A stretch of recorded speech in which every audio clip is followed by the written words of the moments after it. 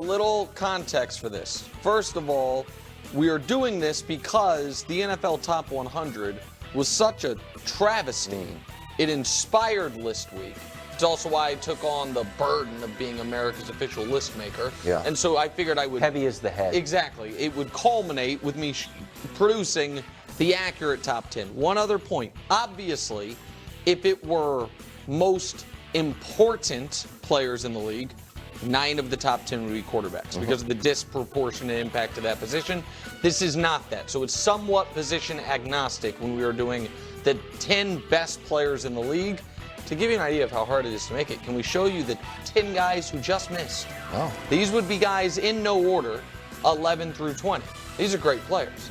You have, Bijan Robinson, by the way, shout out to him for almost making the top 10. Penei Sewell, you guys can see all of them. Josh Allen. Bijan Robinson is top 20? I think he's second best running back in football. That does give you a sneak preview of someone who's in the top 10. Now we go to the top 10. Number 10, the 10th best player in the league, Tyreek Hill. The 10th best player in the league. Back-to-back years, he's been almost identical. He had 170 targets and then 171 targets. He had 119 catches and then 119 catches. Since going to Tua, he's averaged 100 yards per game or more in each of those 2 seasons. He is, in my opinion, a top 2 receiver and a top 10 player and an absolute game breaker. He's the 10th best player in the sport. Are we allowed to interrupt here? Sure, do whatever you want. Well, he was number 1. And he's number 1 where? The NFL Top 100? That Fugazi list? Who cares? And then he started to tweet us and we'll tweet you, and I came to your defense. Again, I'm giving him respect. I haven't had a Jamar Chase. I haven't had a CeeDee Lamb. I'm not taking everyone on this list. But what's gosh darn it? What's 53 times 32? It's like 1,750? No, 1,750 guys. Check it out. I bet it's close. It's like 1,700 plus players in the league. I have Top 10. Second in position. 1696. Number 9. Thank you. Wow. TJ Watt. In the last 4 years, the Pittsburgh Steelers are 39-19-1 when he plays. They are 1-10 when he doesn't. I'm not a quarterback wins guy, so I'm certainly not an edge rusher wins guy, but that is compelling. Something. And his ability to impact the game and affect the quarterback through traditional stats as far as sacks and all of that, but then also the more, I don't want to say advanced stats, but pressures and things like that. He changes the way the Steelers run. He's the 9th best player in football. Number 8, Chris Jones. He is now that Aaron Donald is gone, the consensus best D tackle in football. He has found a way in each of the past 2 years to play his absolute best football in the absolute biggest moments. He changes the math on how you have to block the Chiefs' edges, because a lot of teams you have to double the edge. For the Chiefs, you must double him, and then on big passing downs, they put him out on the edge, and he affects the game. Chris Jones comes in number 8. His teammate, Travis Kelce, comes in number 7. In the last 5 years, when the Chiefs have won 3 Super Bowls, in those playoff runs, he averages 92 yards per game. He has 17 touchdowns in 16 playoff games, and he catches 84% of the balls thrown his way. Wow. He is number 1 in the NFL all-time list in playoff yards per game and playoff catches, and he is number 2 on the all-time list in playoff touchdowns and playoff yards. That's not amongst tight ends. That's amongst all players of any position. One more playoff run, he'll be number 1 across the board. And last year, in the final 3 games of the postseason, he caught 93% of the balls thrown his way. He's the 7th best player in the league. Number 6, Christian McCaffrey. What's the best 5-game stretch of Jimmy Garoppolo's career? The 5 games he played with Christian McCaffrey. Since he's been in San opinion, I think he's elevated Brock Purdy to MVP contender. He is in the Super Bowl, 80 yards rushing, 80 yards receiving. He is a do-it-all back who is the most valuable weapon out of the backfield in the NFL. He's number 6. Number 5, the most disrespected man on the NFL Top 100, Joe Burrow. He wasn't in the top 30 of the NFL Top 100. When he's healthy, they win. When he's healthy, he puts up numbers, he distributes the ball, they play, despite the fact that they have gotten off to slow starts, they find a way to win road playoff games when need be. Joe Burrow, in my opinion, is the second best quarterback in the league, bar none, and he's a top 5 player. Number 4, the best defensive player in football, Myles Garrett. 100 career games, Greg. In those 100 career games, 88 sacks, 94 tackles for loss, 17 forced fumbles, 172 quarterback hits, 173 if you include me, conked Mason with the helmet. He is 2 or 3 massive impact plays per game, double teamed, every snap of his career basically, it doesn't matter. Number 3, the best receiver in the league, Justin Jefferson. 99 yards per game for his career, a touchdown every other game for his career. That is including obviously his rookie season, so you would imagine those numbers will only go up in the meantime. While last year was the first year he had to deal with bad quarterback play, he's never had the benefit of truly elite quarterback play. It doesn't matter. If people are going to believe Sam Darnold's going to have a great year or a good year, it's going to be because of him. Now to number 2, the second best player in football, Trent Williams. 11 straight Pro Bowls, 3 straight first-team All-Pros. As automatic as the tush push was last year, you know what was just as automatic on 3rd and 2? Just run left. Run left behind Trent Williams with Christian McCaffrey. Kyle Shanahan stopped doing that thing where, Greg, remember when he put him in motion and let him go crush somebody? And I believe to this day that's because Goodell put in a phone call, like, it's dangerous, guys. You can't have Trent Williams out here on the move. And obviously at number 1, the best player in the league, the best player any of us have ever seen, the 2-time defending Super Bowl champion, 2-time defending Super Bowl MVP, 3-time Super Bowl champion, whose worst year of his career is 12 wins and an AFC championship game loss in overtime, Patrick Mahomes. That is the actual top 10 players in the league.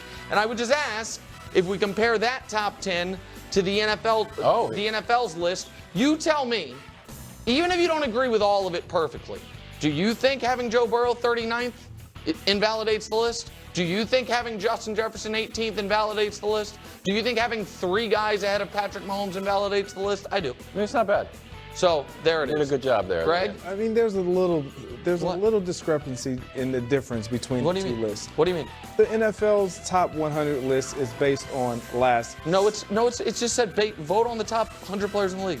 last season. Well, they just say Yours. They just say vote. They literally just hand them. Yours is like, Well, it okay. can't just be last season because Aaron Rodgers made the list. It's a rich tapestry, and my tapestry is richer.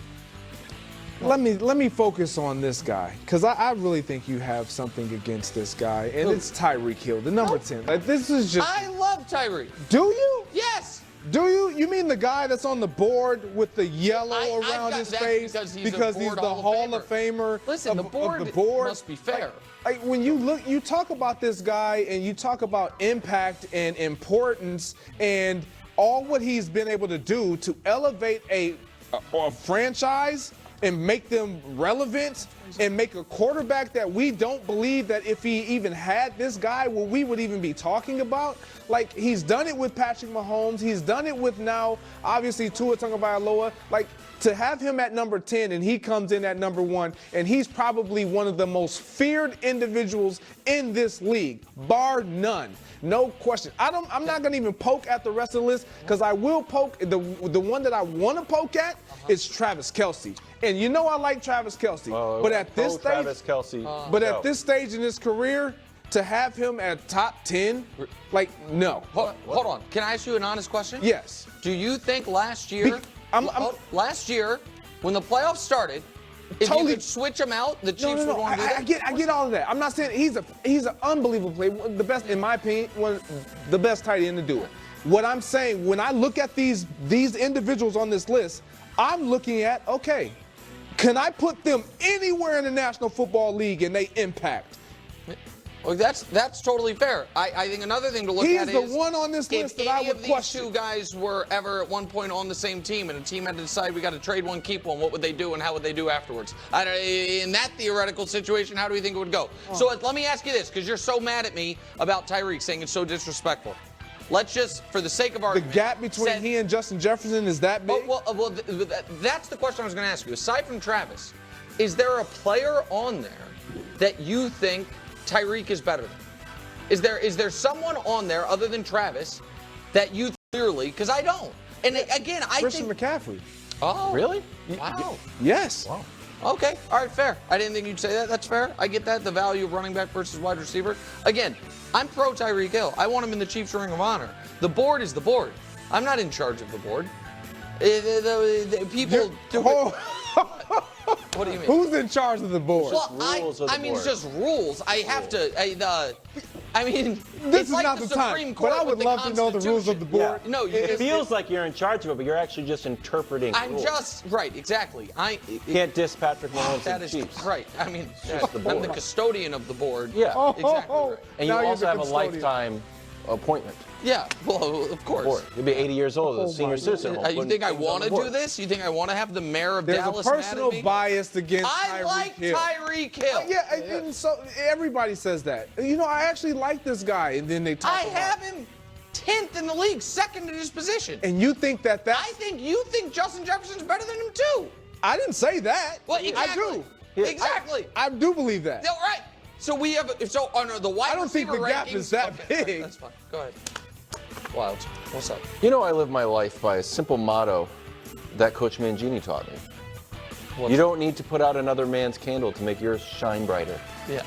So I don't want to remove anyone from this top 10 Right, list because that would Because- conviction. yeah. Conviction. I don't want to. Exactly. So If you're I just had gonna- to, you're just gonna make it a if top I had 11. to take a quarterback off, I might take Joe Burrow, who was hurt not once but twice, and he actually played early on and was horrible. And I think he was the worst quarterback in the league statistically when he was playing through the injury. Then he had a stretch there where he was the best quarterback in the league. Then he showed up with a mysterious wrist injury, and then he sat out.